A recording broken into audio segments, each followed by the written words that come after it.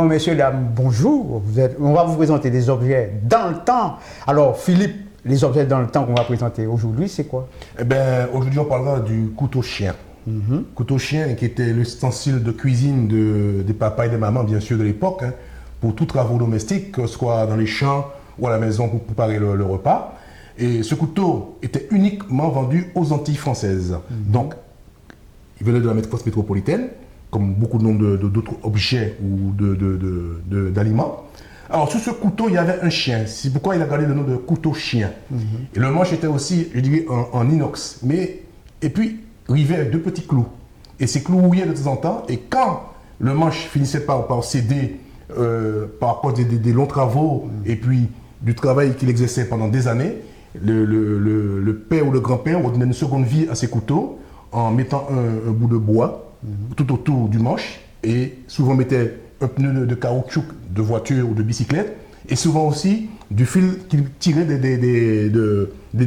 fils électriques pour pouvoir enrouler et maintenir en place ce manche. Oui, tout à fait. Et là, maintenant, ils arrivent à les faire de cette façon qui est en plastique, parce qu'il faut dire que c'est plus conforme, je pense, pour s'en servir. Mais il y a toujours le chien, hein, il faut bien préciser. Mais disons que plus conforme, c'est un bien grand mot. Je pense que c'était l'économie. Alors, à l'époque, c'était plus compliqué de pouvoir fabriquer le manche avec de l'aluminium ou en inox, que maintenant le plastique s'est moulé, donc ça coûte beaucoup moins cher. Et c'est pas pour ça que le couteau, je dis, a diminué de prix. Parce qu'aujourd'hui, il est aussi cher, et même plus cher qu'avant, alors qu'avant, il était beaucoup plus solide.